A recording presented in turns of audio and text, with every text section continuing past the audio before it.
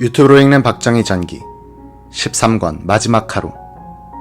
궁정동에 울린 두 발의 총성.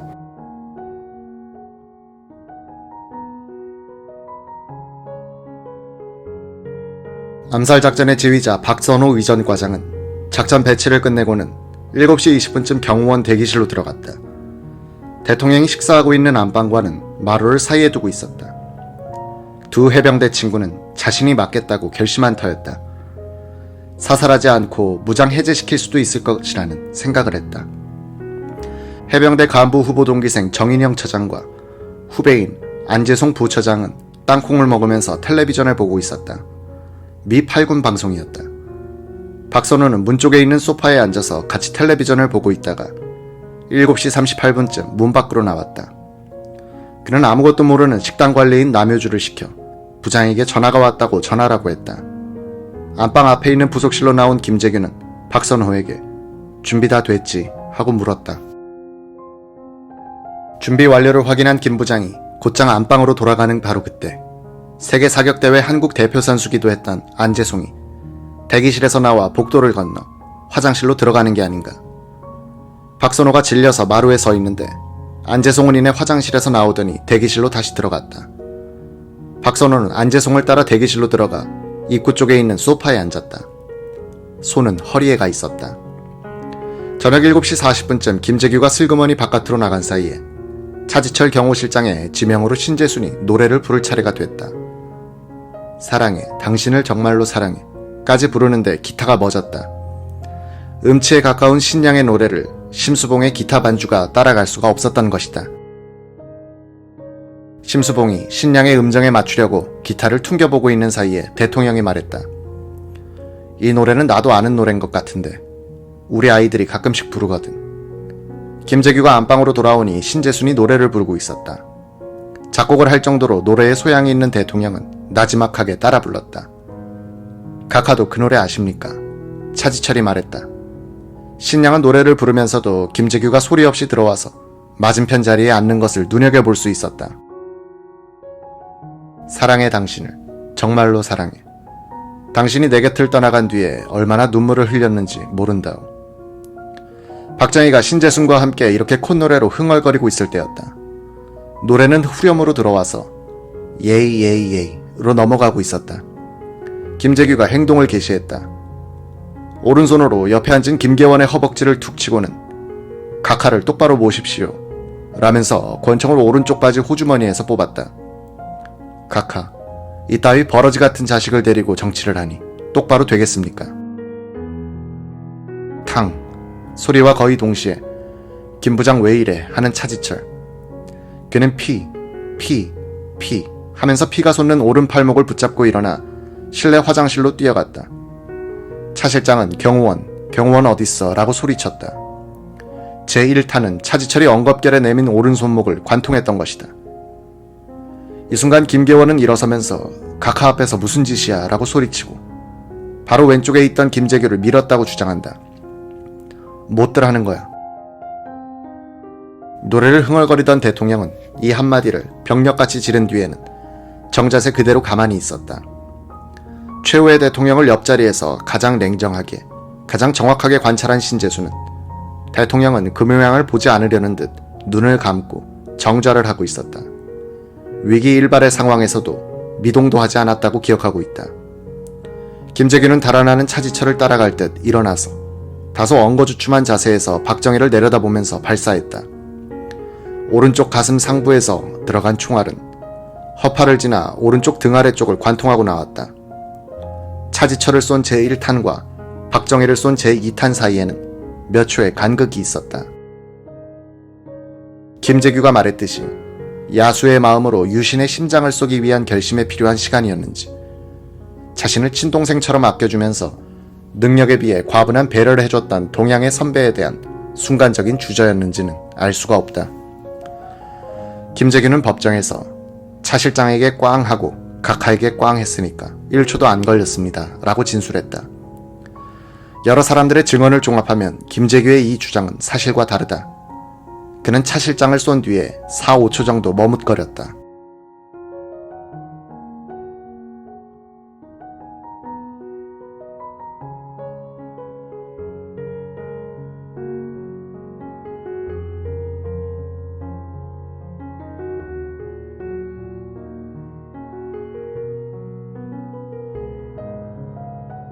김계원은 박정희가 총을 맞고 왼쪽으로 스르르 쓰러지는 것까지 보고 마루로 뛰어나갔다. 김계원은 김재규와 차지철이 싸우는데 각하가 옆으로 피하는 줄 알았다는 것이다. 대통령 바로 오른쪽 옆자리에 있었던 신재수는 박 대통령은 총탄을 맞은 뒤 고개를 떨구고 기울어졌는데 이마가 식탁 위에 닿았다고 기억한다. 김계원 씨가 김재규를 말리는 행동은 본 적은 없고 일어서는 것을 본 적도 없습니다. 김 실장은 아마 전기불이 나가 제가 볼 수 없었을 때 일어나 마루로 나간 것 같습니다. 거무튀튀한 권총을 손에 든 제 정면의 김재규 표정은 무서웠습니다. 저의 오른쪽에 앉아있던 차지철은 어이없다는 표정이었습니다. 김재규는 박정희에게 한 발을 쏜 뒤에 다시 연발 사격을 하려고 방화쇠를 당겼다. 방화쇠를 당겼는데 발사가 되지 않았다. 그는 차지철의 반격이 있을까 당황하여 연거푸 놀이새를 후퇴시켜봤지만 놀이새가 움직이지 않자 마루로 뛰어나갔다. 김재규는 차지철이 권총을 차고 있다고 생각하고 있었다. 그 순간 전기불이 일제히 나갔다.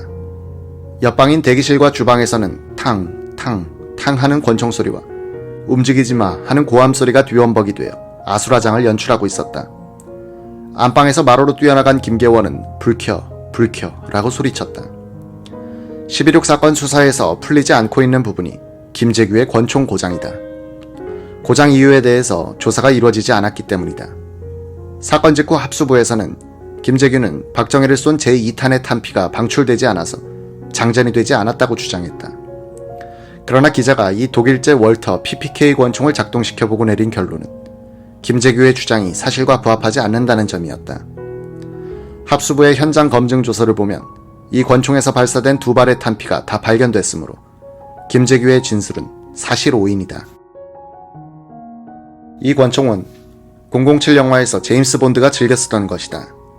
32구경에 손잡이가 짧고 얇아 소나기에 잡혔을 때 안정감이 크다. 이 권총은 손잡이를 잡은 오른손의 엄지손가락을 위로 펴서 안전장치, 즉 자물쇠를 올리고 사격을 하도록 돼 있다. 어떤 충격이나 손가락의 작용으로 해서 이 자물쇠가 내려오면 실탄 장전이 되지 않는데 사격 중에 그런 고장이 잦다는 것이 이 권총의 약점이다. 김재규는 자물쇠가 내려와서 잠겨진 것을 모르고 놀이새만 후퇴시키려다가 실패했던 것으로 보인다.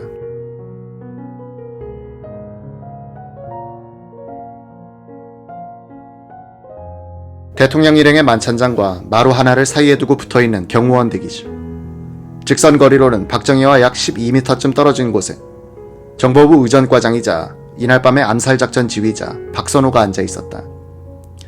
박선호는 마루와 통하는 대기실 문을 들어가서 바로 오른쪽에 있는 응접 의자에 앉아 총성을 기다리고 있었다.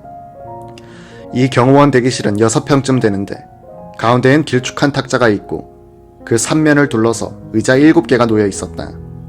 안쪽 벽에는 텔레비전이 붙어 있었다. 박선호와는 친형제보다도 더 가까운 해병 간부 후보 동기생 정인형 경호처장은 박선호와는 오른쪽 대각선 방향의 의자에 앉아 안주를 먹으면서 텔레비전을 보고 있었다. 국가대표 사격선수 안재송 부처장도 방금 전에 화장실에 갔다 와서는 박선호의 왼쪽 편 맨 안쪽 의자에 앉아 뭘 먹으면서 텔레비전을 보고 있었다. 박선호는 손을 허리에 찬 권총에 대고 옆방인 만찬장에 신경을 집중시켜 놓고 있었다. 심수봉의 기타 소리가 들려왔다. 박선호는 박정희의 콧노래 소리는 듣지 못했다. 기타 소리 속에서 총성 1발, 김재규가 차지철을 쏜 것이다. 박선호는 권총을 뽑아들고 일어났다. 경호처장 정인영, 부처장 안재송 두 사람은 의자에 앉은 채 박선호의 얼굴을 쳐다봤다. 의아한 표정. 안재송이 허리에 찬 총을 뽑으려고 손을 가져갈 때 박선호가 소리쳤다. 꼼짝마. 이어서 두 번째 총성. 김재규가 박정희의 가슴을 내려다보면서 쏜 것이다. 박선호는 제1발과 제2발 사이는 4, 5초 간격이었을 것이라고 했다. 두 경호관의 손이 권총으로 향했다. 총 뽑지 마. 움직이면 쏜다. 야, 우리 같이 살자. 박선호는 둘도 없는 친구 정인영을 향해서 소리쳤다. 정 처장의 안색이 변하더니 포기하는 기색이었다. 옆방인 주방 쪽에서는 연발 총성과 고함이 잇따라 들려왔다. 안재송이 정인영의 얼굴을 보더니 결심한 듯 권총을 뽑으려고 앉은 자세에서 상체를 오른쪽으로 획 돌렸다. 박선호의 권총이 불을 뿜었다. 안재송은 엎어지듯이 쓰러졌다. 검시 결과 왼쪽 어깨로 들어간 총탄은 등판의 오른쪽 아래를 향해서 진행하다가 살에 박혔다. 이 탄도는 안재송이 일어서지도 못한 상태에서 피격됐음을 말해준다. 육군과학수사연구소 법익과장 정상우 소령의 사체 검안서에 따르면 안재송은 이 한 발에 허 하나 심장이 손상돼 사망에 이르게 된 것으로 사료된다는 것이다. 이 순간 박선호의 맞은편 의자에 앉아있던 정인영도 몸을 일으켜 권총을 뽑으면서 박선호를 향해서 덮쳐오듯 다가왔다. 박선호는 문 쪽으로 2보가량 뒤로 물러서면서 절친한 친구를 향해서 방아쇠를 당겼다. 탕. 정인영은 앞으로 꼬꾸라졌다. 탄알은 왼쪽 목으로 들어가 오른쪽으로 직선 관통을 했다. 육군과학수사연구소 법익과장 정상우 소령이 작성한 사체 검안서에 따르면 목 관통상으로 목에 나 있는 기도와 혈관이 파괴돼 질식사 또는 공기전색증으로 사망케 된 것으로 보인다는 것이다. 박선호는 그때 두 사람이 동시에 달려들었으면 나는 당했을 것이다. 뒷걸음치다가 문지방에 걸려 넘어질 뻔했다고 재판정에서 진술했다. 같이 살자면서 그가 두 경호원을 붙들어둔 시간은 약 15초. 박선호는 그 15초가 길게 느껴지더라고 했다. 박선호는 또 안재송이가 총을 뽑지 않았더라면 정인영도 뽑지 않았을 것이고 그랬다면 본인도 그들을 죽이지는 않았을 것입니다. 라고 군 검찰에서 진술했다. 안재송은 0.7초 안에 권총을 뽑아서 25m 떨어진 곳에 있는 바카스병을 맞힐 정도의 실력을 갖고 있었지만 선수를 빼앗겼던 것이다. 박선호가 대기실에서 마루로 뛰어나가는 순간 전깃불이 나갔다. 이 전깃불이 조금 일찍 나갔더라면 박선호가 당했을지 모른다. 그랬다면 두 경호원이 안방으로 뛰어들어가서 치명상을 입지 않은 박정혜를 구출할 수 있었을 가능성도 있다. 마루로 나선 박선호는 주방을 향하여 플래시를 비추면서 나 과장이다 불 켜 라고 고함을 질렀다. 나동의 지하실에는 보일러와 냉동시설 및 배전시설을 통제하는 방이 있었다. 이곳을 관리하는 강무홍 기관공은 신문을 읽고 있다가 총성을 들었다. 그는 순간적으로 전기 합선이라고 생각했다. 냉동실 문 바깥에 있는 배전판을 열고 인입선 주 스위치를 내렸다. 나동 전체가 정전이 된 것이다.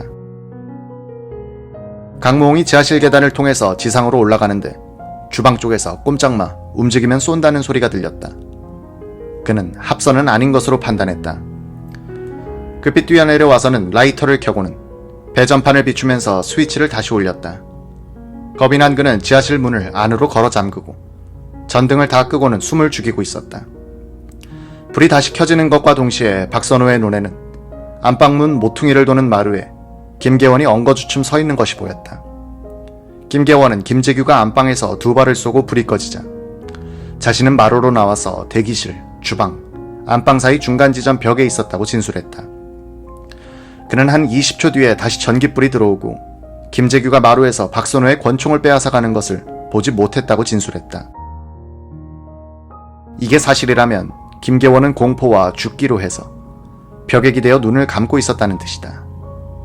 승용차 재민이 안에서 박흥주, 이기주, 유성옥 세 사람은 허리에 찬 권총에 손을 대고 총성이 나기만을 기다리고 있었다. 차의 앞뒤 문은 살짝 열려 있었다. 이 재민이는 주방 벽면과는 나란히 놓여 있었다. 유성옥과 이기주가 앉은 자리는 주방 쪽이었고 박흥주는 반대편이었다. 유성옥이 차 안에서 주방 쪽을 주시하고 있는데 청와대 경호원으로 보이는 세 사람은 주방 밖 정원에 모여 잡담을 하고 있었다. 식당차 운전기사 김용남이 재민이 쪽으로 다가오더니 앞자리에 앉은 박흥주 대령을 힐끗 살펴보고는 주방 안으로 사라졌다. 조금 후에 두 경호관이 주방 안으로 들어가고 한 사람이 혼자 바깥에 남아 있었다. 차 안에 세 사람은 손을 권총에 갖다 대고 총성을 기다리고 있었다. 안방에서 첫 총성. 해병대 하사 출신 경비원 이기주는 딱 총소리 같다고 느꼈다. 박흥주와 이기주, 유성옥은 권총을 빼들고 미리 열어둔 차문을 밀고 나가 약 7m 떨어진 주방을 향해서 뛰었다. 박흥주 대령은 권총의 안전장치를 풀면서 뛰었다. 총성과 함께 주방 바깥에 남아있던 사람이 안으로 뛰어들어갔다. 그를 향해서 유성옥은 뛰었다. 그 사람은 오른쪽 출입문을 통해서 주방으로 들어서더니 뒤돌아보는 동작을 취했다. 유성옥은 그가 권총을 빼고 있다는 판단을 했다. 약 3m 앞에 있는 그를 조준하여 첫 총탄을 발사했다. 그는 푹 쓰러지더니 안쪽 바닥으로 기어가고 있었다.